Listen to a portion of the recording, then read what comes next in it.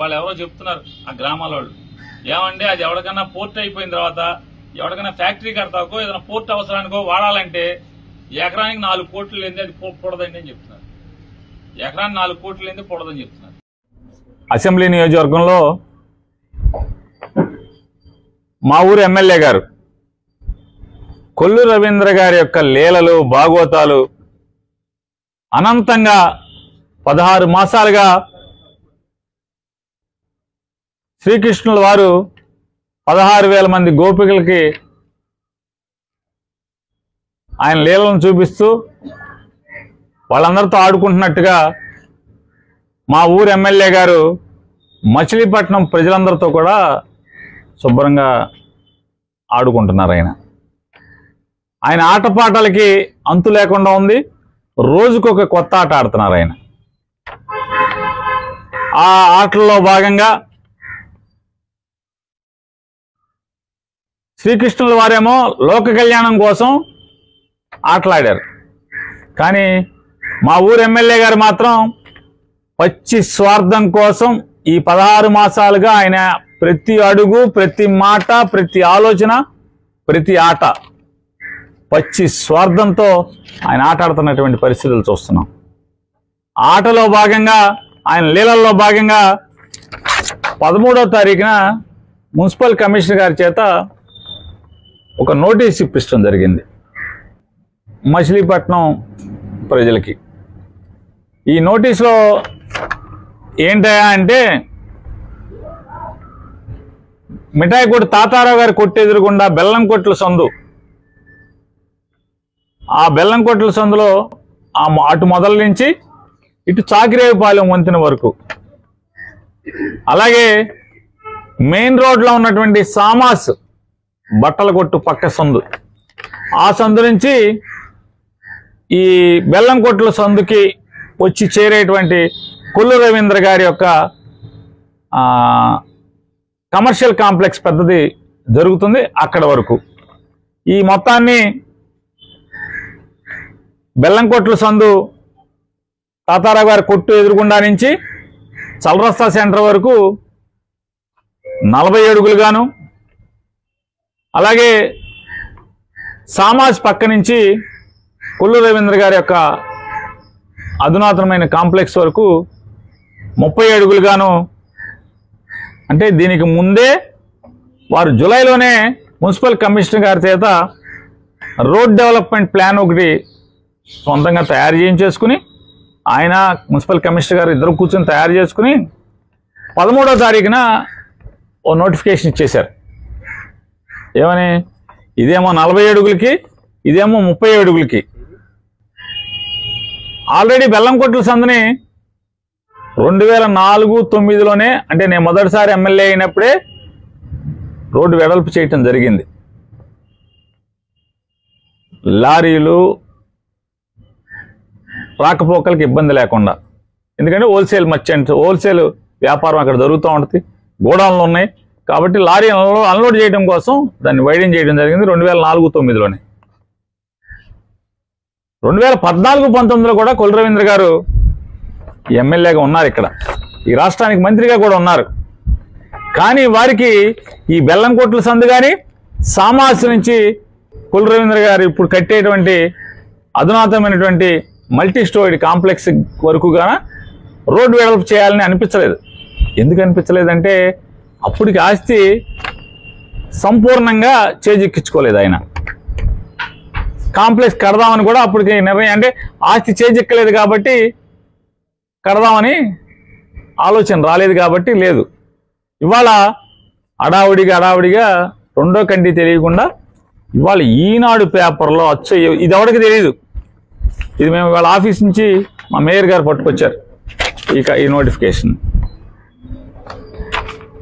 దాంట్లో వారు ఏం చెప్తారంటే, కృష్ణా పత్రిక road located at Jagannathapuram 13th Division of Machilipatnam Municipal Corporation proposed to widen from 28 feet to 40 feet road as per approved master plan. రెండో అంశం, సమయమానారి వారి street located at Jagannathapuram 13th Division of Machilipatnam Municipal Corporation proposed to widen from 22 feet to 30 feet road. ఇది వారు చేసి ఇచ్చి ఇవాళ నాడు కొల్లు రవీంద్ర గారి గతంలో కూడా 33,000 ఎకరాలు నోటిఫికేషన్ ఇచ్చే వరకు కూడా తెల్లవారి అంటే అర్ధరాత్రి వచ్చేసి తెల్లవారుజామున ఆటోల్లో వచ్చి గ్రామాల్లో చిమ్మే వరకు కూడా ఎవరికి తెలియదు. 33,000 ఎకరాలు బలవంత భూసేకరణ కింద లాక్కుంటానికి ప్రయత్నం చేస్తున్నారు. అలాగే ఈరోజు పొద్దున ఈనాడు పేపర్ వచ్చే వరకు కూడా ఈరోజు ఈనాడు పేపరు బజార్లో ఇళ్ల ముందు వేసే వరకు కూడా ఎవరికి అసలు ఊహ కూడా లేదు, అంచనా కూడా లేదు. చేస్తూ 6వ సంవత్సరంలో ఫోన్ చేసి నానా నాకు తోడుగా చేతి కింద ఒక మనిషిని వేసుకుంటాను. వేసుకో బాబాయ్ అంటే ఎవరో కూడా నీకు చెప్పాలి కానీ ఎవరన్నా కొల్లు రవీంద్ర వేసుకుంటున్నాను అన్నాడు. కొల్లు రవీంద్ర ఎందుకు బాబాయ్ అన్న ఉంటానంటున్నాడు. నాకు కూడా చేతి కింద పనికొస్తాడు వేసుకుంటా పెద్ద మనిషి కింద, నువ్వు తప్పుకున్నావు కదా. తప్పుకోండి బాబాయ్ చెప్పేశాం కదా, మనం జడ్జిమెంట్ అయిపోయింది కదా, ఇంకెందుకని చెప్పాను. కాదు వేసుకుంటాలే నాకు పనికొస్తాడు. అక్కడి నుంచి ఆస్తి కబ్జా చేసే వరకు పెద్ద మనిషిగా చేరి ఎన్ని సంకలు నాకారో వాళ్ళు, ఆ మొగుడు పెళ్ళాలు వాళ్ళు మొత్తం ఎన్ని బాధలు పడ్డారో వాళ్ళందరికీ తెలుసు. అయిపోయింది. వెనకాల జల్లూరు గోపి కుటుంబాన్ని గోపి గారు సాక్ష్యం చెప్పడానికి వాళ్ళు లేడు. అంతరాత్మైన పైన ఆయన ఆత్మ ఉంది. నీకు జెండా మోసాడు నా 2 ఎలక్షన్లో. నువ్వు 3 సార్లు పోటీ చేస్తే 2 సార్లు నీకు జెండా మోసాడు. 3 సార్లు 2 సార్లు అయితే పక్కాగా చేశాడు. 3వ సారి నాకు డౌట్. ఆయన మరణించున్నాడు. ఇవాళ ఆయన ఆస్తి ఎట్లా లాక్కున్నాం తెలీదా మనం. వాళ్ళ ఇంట్లో తగాదాలన్నీ కూడా విజయవాడ గెస్ట్ హౌస్కి పిలిచి ఏ రకంగా చేసి వాళ్ళని ఎంత ఒత్తిడి చేసి ఆ స్థలం లాక్కున్నాం. ఈ కాంప్లెక్స్ కట్టినంత మాత్రాన, ఆకాశానికి మేఘాలకు వెళ్ళినంత మాత్రాన ఎంతమంది కన్నీళ్లు, ఎంతమంది ఉసురు ఆ బిల్డింగ్ కింద ఉన్నాయి పునాదుల్లో. సరే ఉసురో బొసురో నువ్వు కట్టుకున్నావు, తప్పేం లేదు. కానీ ఎంతమంది ఉసురు పెడతాం ఏంటి మళ్ళీ అని చెప్తున్నాను. చేపల మార్కెట్ మూసేస్తారని చెప్తున్నారు. చేపల మార్కెట్ మూసేసి వేరే చోటకి తరలించి చేపల మార్కెట్లో కూడా ఒక ఎంట్రన్స్ పెడతారని చెప్తున్నారు. మార్కెట్లో, నేను చెప్పట్లా, బజార్లో చెప్తున్నారు. ఇది ఈ తొంత అయితే నేనంటున్నా. ఇంతమంది కళ్ళమ్మటి నీళ్లు తెచ్చి, ఇంతమంది ఏడిపించి మన స్వార్థం కోసం మీరు అనొచ్చు, నువ్వైతే మెయిన్ రోడ్డు చేసేస్తావు వైడనింగ్ అని. మెయిన్ రోడ్డు వైడనింగ్ చేయడంలో నా స్వార్థం ఏముంది చెప్పండి. మచిలీపట్నం మెయిన్ రోడ్డు నాగపాత్ర సెంటర్ నుంచి జిల్లా పరిషత్ దాకా రోడ్డు వైడనింగ్ చేయడంలో నా స్వార్థం ఏముంది? ఊరు బాగు కోసమే కదా. నాదేముందని అడుగుతున్నా. ఇదేంటి అంటున్నా, ఎవరి కోసం ఇది? ఈ తంతు అంటే అసలు అద్దుపద్దు లేనటువంటి అవినీతి. రెండో గండి తేలకుండా కొని సారా డబ్బులు, మైనింగ్ డబ్బులు అయితే తండ్రి కొడుకుల దగ్గర తెచ్చుకుంటున్నామంటే వేరు. ఎంతమంది నీ జెండా మోషన్ ఏడుతున్నారు కదా. ముడా చైర్మన్ ఇస్తామని 5 కోట్లు లేదు, లోకేష్ దగ్గర పెండింగ్ పడిందని చెప్పని మరో 1.5 కోటి 70 లక్షలు. ముసలి బ్రోకర్ ఉన్నాడు కదా, యార్డో బోర్డు ఏది ఇచ్చినట్టున్నావు. పెద్ద బ్యాగ్ లో కట్టలేసుకొచ్చి హైదరాబాద్ లో అప్పచెప్పాడా లేదా? అప్పచెప్పాడు కదా. అంటే ముడా చైర్మన్ కోసం 6,70 కోట్ల తీసుకుని, నిజం కాదా? ఆ ముసలి బ్రోకరు సాక్ష్యం కాదా? నా దగ్గర లేవు కానీ ఫోటోలు, ఆ సంచి డబ్బులు లెక్కెడతాం, ఫోటోలు తీసిన వాళ్ళు ఫోటోలు ఉన్నాయి, వస్తాయి. వాళ్ళకైతే 6 నెలలకు ఫోటోలు బయటకు వస్తాయి, కంగారేం లేదు. ఈ 5 కోట్లు పోషడంలో పొలం అమ్మి, 30 ఎకరాల పొలం అమ్మి సరాసరి డబ్బులు మొత్తం నీకు తెచ్చిచ్చామని చెప్పి పోషణం అంతా చెప్తున్నారు. పోషణం ఊరంతా చెప్తున్నారు. ఈ అమ్మాయి ఇదేంటే 30 ఎకరాల అమ్మేసి తీసుకెళ్లి కొల్లు రవీంద్రకి ఇచ్చాడని చెప్పి చెప్తున్నారు. మరి అంటే అసలు ఉచ్యం నీచం లేకుండా ఇంత పాపాలు చేయాల్సిన అవసరం ఉందా? 650 ఎకరాలు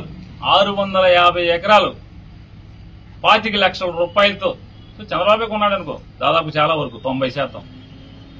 చంద్రబాబు చంద్రబాబు అంటే ఆయన జేబులో డబ్బులకి గవర్నమెంట్ డబ్బులే కొన్నారనుకోండి. నువ్వు చంద్రబాబు గారికి కలిసి ఏం వదిలేరు? 650 ఎకరాలు 10-12 అడుగుల మేర తవ్వేశారా తవ్వలేదా? దిగిపోయిన ముడా చైర్మన్ అడిగితే ఎక్కడైనా ఎవరికైనా సాక్షి చెప్తారు. బీజేపీ వాళ్ళు అడగండి ఒకసారి. ముడా చైర్మన్ ఒక ఆయన సబ్బుల ఫ్యాక్టరీ దిగేశాడు కదా, ఒకసారి ఫోన్ చేసి అడగండి అసలు నువ్వు పదవిలోంచి ఎందుకు రాజీనామా చేశావు? పేరు నాని 650 ఎకరాలు ముడా భూమి తవ్వేశారు, మొత్తం 10-12 అడుగులు లోతు అని చెప్తున్నారు కదా.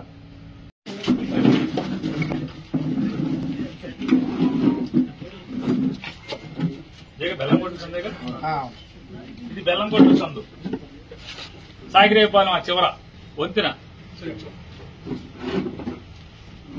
ఇక్కడ ఇది కుల రవీంద్ర గారి యొక్క ఆకాశ మేఘాలు లాంటిటువంటి కాంప్లెక్స్ జరుగుతున్నది. ఇక్కడ ఇది జరుగుతుంది. చూడండి ఇక్కడ చూడండి, రవి గారిదేమో పలసకెళ్తుంది, ఎదురుకుండా చూడండి, ఎదురుకుండా వాళ్ళది పెద్దగా పోవాలి. ఒకళ్ళకి ఇది జల్దోళది అనుకుంటే, ఇది జల్దోళది,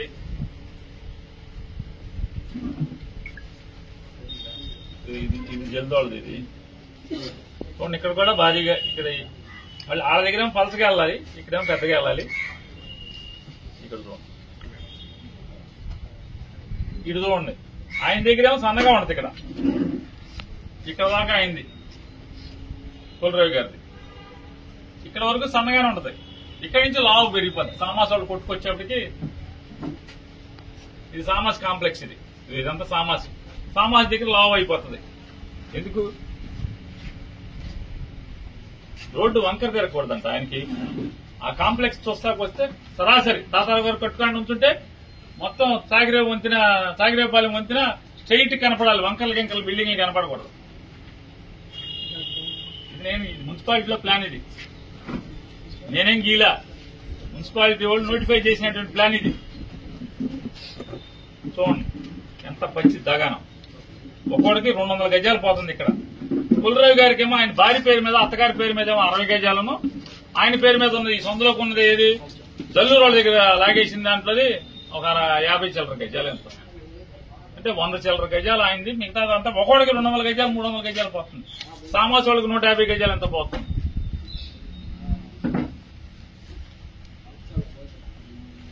ఇట్లా సిగ్గుపట్టం అనేది లేకుండా ఎంత పచ్చిగా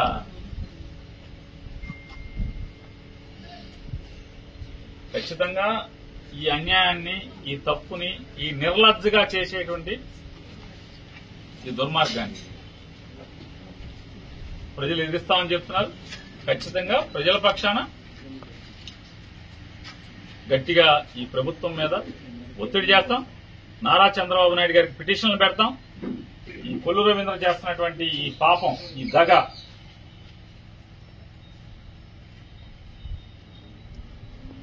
చంద్రబాబు నాయుడు గారికి పిటిషన్లు పెడతాం. హైకోర్టు చీఫ్ జస్టిస్ గారికి కూడా పిటిషన్లు పెడతాం ప్రజల తరఫున. కాదు కూడదని అధికారం మదంతో, ఎందుకంటే విపరీతంగా పోలీసుల్ని అడ్డగోలుగా వాడుకుంటున్నారు బందర్లో. ఆ పోలీసులను అడ్డం పెట్టి కనుక మీరు ప్రజల్ని భయపడే, ఎందుకంటే దాదాపు అందరూ వైశ్యులే, దాదాపు దీంట్లో 70% మంది 80% మంది వైశ్యులే. పోలీసులను అడ్డం పెట్టి ఈ ఆర్య వైశ్యుల యొక్క ఆస్తులను లాక్కుందామని కనుక చూస్తే, దౌర్జన్యంగా సంతకాలు పెట్టిద్దామని చూస్తే న్యాయ పోరాటం కూడా చేస్తాం. నిన్న కాక మన సాక్షి పేపర్లో చూసాం, ఆర్య వైశ్యులది కృత్తివేణిలో 35 ఎకరాలు ఏ రకంగా దౌర్జన్యంగా లాక్కున్నారు. రామశ్రీ ఎడుతున్నాడు, నన్ను మోసం చేసి మా అత్తమావలది మా ఆవిడ పుట్టింటి ఆస్తి లాగేసుకున్నాడని చెప్పని. ఎన్నేళ్ళు తిరిగాడు మీ వెనకాల రామశ్రీ? తెలుగుదేశం కార్యకర్తలు నేను చెప్పేదైతే అబద్దమైతే రామశ్రీని అడగండి. ఎంత కాల్చుకు తిన్నాడో డబ్బులు ఇవ్వకుండా. అదొక్కటే కాదు, పాతరామన్పేటలో బాలా వాళ్ళ అమ్మగారితో కాగితాలు, దొంగ కాగితాలు పుట్టించి, ఆస్తి మీద ఆస్తి దొంగ కాగితాలు పుట్టించి కుర్తివెన్లో 200 మంది రౌడీలను తీసుకెళ్లి ఆ 35 ఎకరాల్లో ఉన్నటువంటి సరుకు తోట మొత్తాన్ని కొట్టేసుకుని ₹1 కోటి అమ్మేసుకుని, ₹1 కోటి విలువ చేసే సరుకు తోటని కొట్టేసుకుని దౌర్జన్యంగా అమ్మేసి, పైగా ఇంకా కంటేటి రవీంద్ర ఏదో ఉంది ఆయన పేరు, కంటేటినా ఎండూరు రవీంద్ర ఆయన వాళ్ళ అమ్మాయి మీద, వాళ్ళ పిల్లల మీద, అమెరికాలో ఉన్న పిల్లల మీద, బెంగళూరులో ఉన్న పిల్లల మీద కేసులు పెట్టి అరెస్ట్ చేయడానికి వెళ్తే కొల్లూరు శివ పంచాయతీ కూర్చోబెట్టాడు. ఎందుకు మనకి మీకు ఎందుకు వయసులు పోరాడతారా, కొల్లు రవీంద్రకి రాసేయండి అని చెప్పాను. నిజమా అబద్ధం ఇదంతా? వాస్తవమే కదా. కొల్లూరు శివ ఎవరో తెలీదా? తెలుగుదేశం కార్యకర్తలందరికీ తెలుసు కదా కొల్లూరు శివ, వీళ్ళిద్దరు బంధం ఏంటో, దుబాయిలు గిబాయిలు ఏంటి మనకు తెలుసు కదా మొత్తం. ఎండూరు రవీంద్ర గారు బతికే ఉన్నాడు. ఎంత దుర్మార్గం అది. చివరికి వాళ్ళ కూతురుని కేసులో పెట్టి, కొడుకునికి అమెరికాలో ఉన్న పిల్లల్ని కేసులు పెట్టి 307లో కుర్తివేని పోలీస్ స్టేషన్ లో తప్పుడు కేసు పెట్టి, ఖచ్చితంగా అధికారులు కూడా హెచ్చరిక చేస్తున్నాం. ఈ మొత్తాన్ని జగన్ రానియండి, ఈ కేసు మీద ఎంక్వైరీ చేయకపోతే అప్పుడు అడగండి. ఎలా బెంగళూరులో ఉన్న వాళ్ళ మీద అక్కడ మీద తప్పుడు కేసులు కడతారు మీరు? ఆస్తి దౌర్జన్యంగా నరుక్కుంటే ఎందుకు మంత్రికి పోలీసు కొమ్ము కాస్తారు? ఆస్తి వాళ్ళదా, ఎండూరు వాళ్ళది ఆస్తి. వచ్చి పాపం కదా. మా ఇంటి వెనకాల పవనం, ఎవడ పవనం? తెలుగుదేశం కార్యకర్తలు మీకు తెలుసు కదా. కొల్లూరు రవీంద్ర అంటే పవన్ అనేవాడు మీకు పొద్దున్నే ఎక్కడ తగిలితే, సాయంత్రం ఎక్కడ తగిలితే అక్కడ కొల్లు రవీంద్ర రాస్తున్నట్టే. మీకు మా ఇంటి వెనకాల పవన్ అనే అతను ఎక్కడ ఆ రోజు బండి వేసుకుని వెళ్ళి ఎక్కడి నుంచి ఉంటే అక్కడల్లా అతను చూడటానికి వెళ్ళాడంటే కొల్లు రవీంద్ర రాసి కొనుక్కున్నాడని అర్థం. దాని కాపలా కట్టాక వెళ్తా ఉంటాడు.